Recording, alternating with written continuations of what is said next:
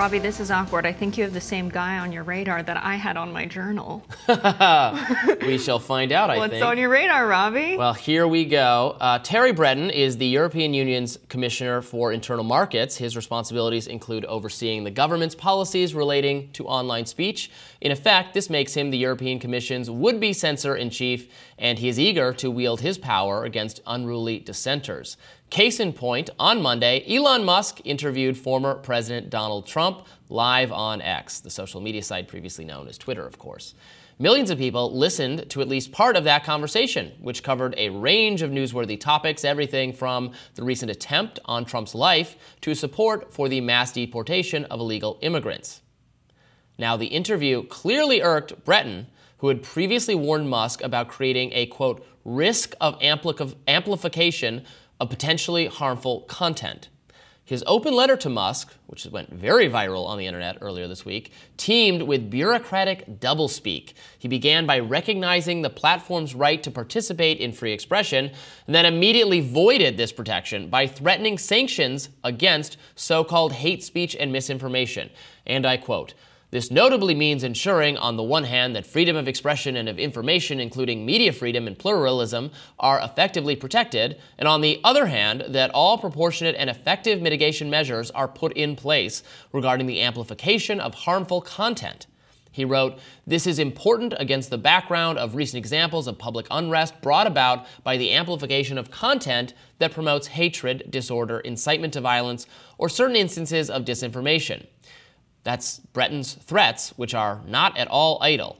The European Commission, in fact, is currently investigating X and other social media companies, but in X's case, for allegedly violating Europe's Digital Services Act, which is the main basis for this investigation being that Breton does not approve of X's new user verification policy. Yes.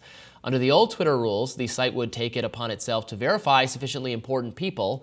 Musk disliked this elitist practice and instead permitted all users to purchase verification. For some reason, Breton believes that verification should function whatever way he thinks is best.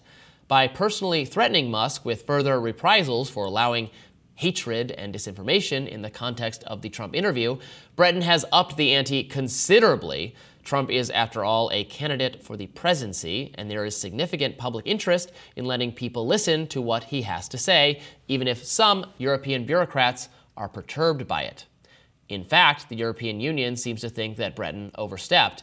In a statement, the organization noted that its president had not approved Breton's actions, and several anonymous officials complained to the media about him. This is probably a good time to mention that Breton's position is effectively an unelected one. EU commissioners are not chosen by the people.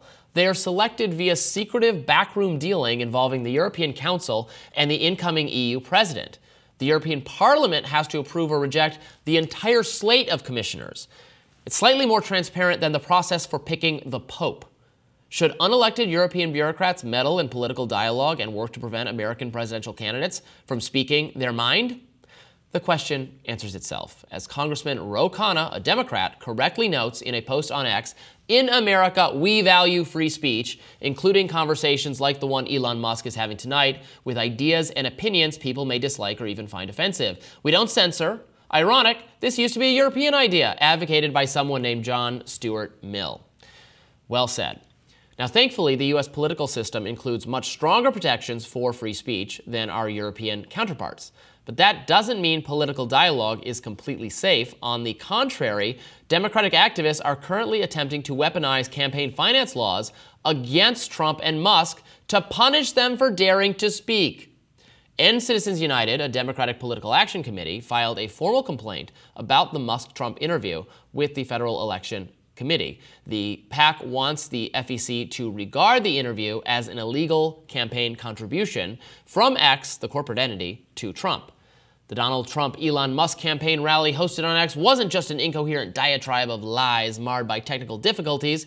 It was blatantly illegal corporate contribution to Donald Trump's campaign. That's according to Tiffany Muller, the president of that group, End Citizens United, in a statement. She also said the brazen corporate contribution undermines campaign finance laws and would set a dangerous precedent for unfettered direct corporate engagement in campaigns. End quote. Now, look, it's true that corporations cannot directly give money to federal candidates. They have to give money to PACs, which can then engage in campaigning on behalf of the candidates. It's a very roundabout system, and one wonders what the improvement of it actually is. Anyway, the Musk-Trump interview is clearly not a campaign contribution as defined by federal election law. If it were, then every private media organization would be equally guilty of breaking the law when they interview candidates, something they do all the time. We do it here on this show. The political candidates regularly appear on TV, radio, and podcasts. They are interviewed for web and print publications. These are not considered campaign contributions, and if the government treated them as such, then the First Amendment would quite obviously have been infringed. Quote, similar complaints might be made of television interview roundtables and forums, says Will Duffield, an adjunct scholar at the Cato Institute, who I asked about this yesterday. He also says the FEC should decline this invitation to police our nation's newsrooms. Duffield notes that anyone can file a complaint with the FEC, and there's no reason to think that the agency will necessarily take action here. Still, it's an example of a discouraging trend in American progressive circles toward greater hostility toward unfettered speech. Would-be Thierry Bretons are lurking everywhere in the shadows, testing the strength of our free speech protections. And these folks speak for the Progressive Coalition. They are the people who believe that democracy is at stake in the 2024 presidential election. Well, is not free speech a norm of democracy? I mean, never mind that these are also the same people who said that clumsy, unsophisticated attempts by Russian forces to make fake anti-Hillary Clinton accounts on Facebook, that constituted foreign election interference. Okay, in that case, what should we call it when domestic progressive activists try to sick the FEC on a private company for allowing Trump to speak to the voters? Is that election interference? How would we describe the actions of Thierry Breton, who would use the powers of unelected office to intimidate an American presidential candidate into silence if he could? Is that perhaps foreign election interference? I wonder. Is it, Robby? Is it? Okay, so we talked about this a little bit yesterday, and I think it's a very good point to point out this is what the mainstream media does. That you have corporate owners of mainstream media who have political perspectives and are pushing a political message. I think that the FEC lawsuit likely won't be successful because of that exact argument. I do think the EU letter is something that I would feel differently about if this wasn't the owner of the social media company pushing it. Because it kind of feels like what we see in corporate media, where like the head of Fox or the head of MSNBC or CNN, whatever, they go and they have a meeting with someone who's high up in the Federal Reserve. They're having whiskey in DC, and the Fed's like, yeah, we think the labor market's too hot. We want wages to go down. We've got to do something about inflation. We need you to talk about how high interest rates are going to stop inflation. And they're like, great, our corporate sponsors love when wages are low. Like, we're going to be on message. That's not the government controlling the media, but that is the ruling class all being on the same page. And there's no violations there for them pushing a political agenda on their network. And so I think in the case of the EU, I do believe they're mad at Musk because he posted that Telegraph article that said Keir Starmer's putting people in detainment camps, and that caused a lot of people who follow Elon Musk in the UK to freak out. And I don't know what those sanctions would be. Maybe it would just be like, hey, you have to invest more money on community notes and people writing those if you're gonna continue to operate in the UK. Something like that I think would be fair and reasonable, and I would feel differently if it wasn't Musk who's the owner writing it. Yeah, I looked a little bit more closely at what the investigation into X is currently, and I was surprised by how petty it is. It's literally because this guy, who I obviously from my radar don't hold in very high regard, Thierry Breton, doesn't like the new verification policy because he thinks it allows people to become verified and then thus be misleading about who they are. But the old system was just verification at random, and that's like the entire basis of the investigation. And it has to be observed and like understood that he was not voted into this position by the people. The way the European Commission ends up picking its leaders is very weird. It is a secretive backroom process, and they just all get approved or not approved.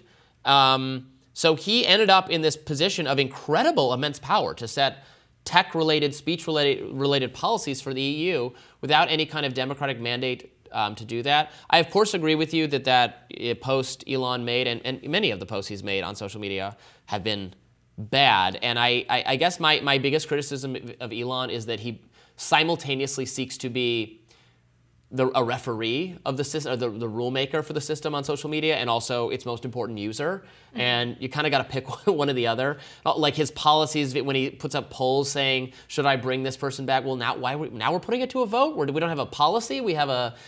So there's a certain level of trollishness and dysfunction that he brings.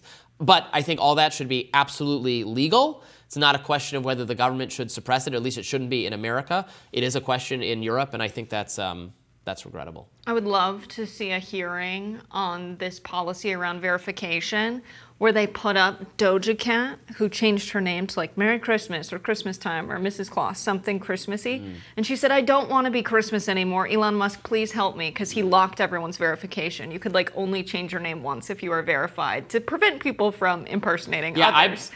And then Musk responded, "Okay, fixed it." And then her name is changed to Elon Musk with a blue check, and she goes, "Thank you." You have to be careful about changing. So I bought the blue check mark and then immediately changed like my profile picture or something. Yeah. And then they take it away if you do that because they have to re-verify. So they are doing like a re-verify when you update something to make sure you're still representing yourself fairly, because it caused a temporary lapse in my check mark. So I've been hesitant to change anything about my bio further, because you temporarily lose the check mark while they check it. I know the EU is looking into users' data being misused by X in their view, but I think anyone who's given their data to Musk, if that's the same lawsuit about the verification, these are all people who bought the blue check mark who love Elon Musk. They would probably be like, "Okay, I don't care that he has my data."